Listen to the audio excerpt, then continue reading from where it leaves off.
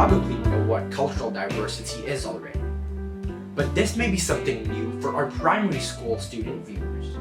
So, let's not get ahead of ourselves and ask ourselves one basic question. What is culture? Culture is the way of living of a group of people that is passed down from generations to generations. It is the embodiment of a group of people that represents all people within.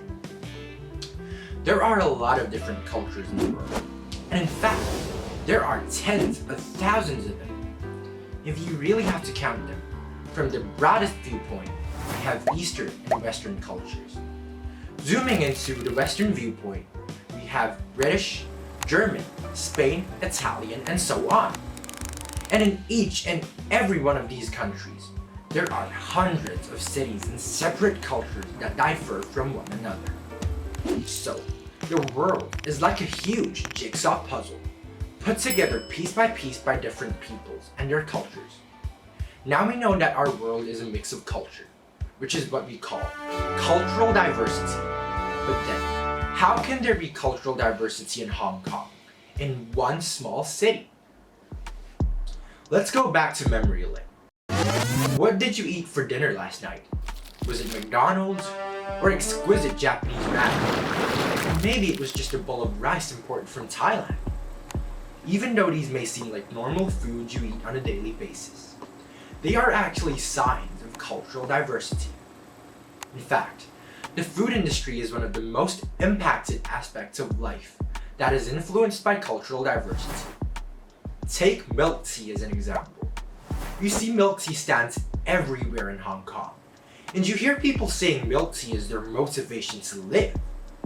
But do you know that Hong Kong style milk tea actually originates from British colonial rule over Hong Kong?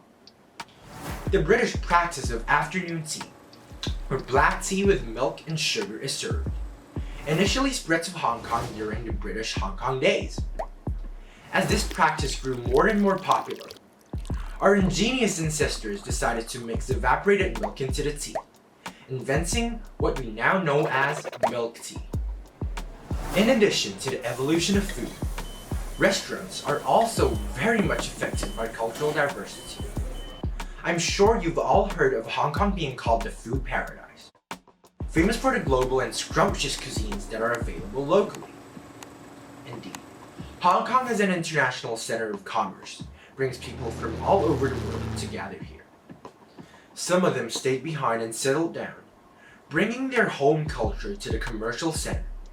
Subsequently, after decades, Hong Kong has grown to accept and nurture her diverse culture, which is obviously reflected on the wide range of local cuisines, from Asian cuisines like Japanese ramen and sushi, Vietnamese spices to European servings and American steakhouses. Also, fun fact, Tosca di Angelo is the only Michelin third-grade Italian restaurant outside of Italy, and it is here in Hong Kong. This further proves how brilliant Hong Kong's diverse culture is. Other than the food industry, religion is heavily affected by cultural diversity as well. As we all know, the state religion of China is Buddhism and Taoism, while that of the United Kingdom is Catholicism and Christianity. As a result, Hong Kong has shrines, temples, churches of all religions for citizens with different beliefs to worship their gods. A few examples of these are the Taoism Temple, Wong Tai Sin Temple, the Catholic Church, St. Teresa Church, and the Islam Mosque, Kowloon Mosque and Islamic Center. Furthermore, education is also heavily affected by the diverse religious beliefs in Hong Kong. Schools of different religions include the Hong Kong Taoist College, Hong Kong Buddhist College, St. Stephen's Church College, LaSalle Primary School, and LaSalle College. These schools promote their respective religions and not only accept students of their affiliated religion, but also students of other religions. So, now that we know what cultural diversity in Hong Kong looks like, let's look at the importance of cultural diversity and how it has made Hong Kong a better place. We'll look at two aspects: the commercial impacts, which is about tourism, and the personal impacts, which shows how it changed the daily lives of citizens in Hong Kong. On commercial impacts, Cultural diversity has brought huge profits in the tourism industry.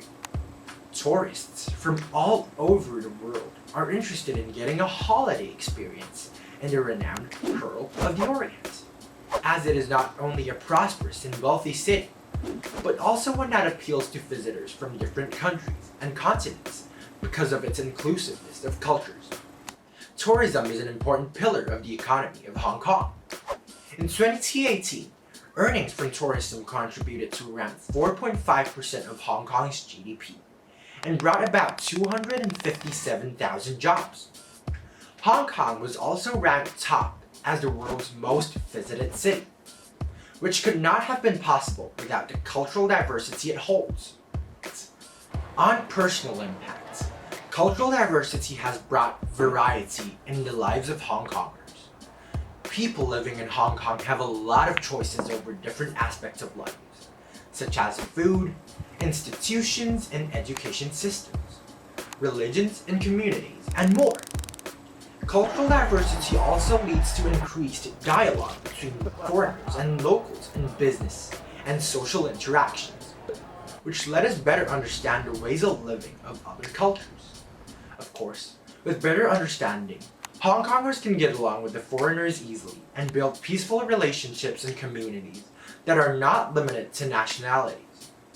For primary or secondary school students like us, cultural diversity in Hong Kong helps broaden our horizons and open ourselves to knowledge beyond our culture, giving us opportunities to develop our global awareness. Undoubtedly, upholding cultural diversity in Hong Kong brings us a multitude of advantages and helps evolve the society of Hong Kong to a more holistic one. However, difference in many ways may lead to conflicts when individuals are not willing to accept the unfamiliar. According to a study done by the World Values Survey Association, many Hong Kongers would not want to live next to people of a different race. In addition, some children of ethnic minorities in Hong Kong may struggle at school because they don't speak Cantonese, and it is hard for them to learn it.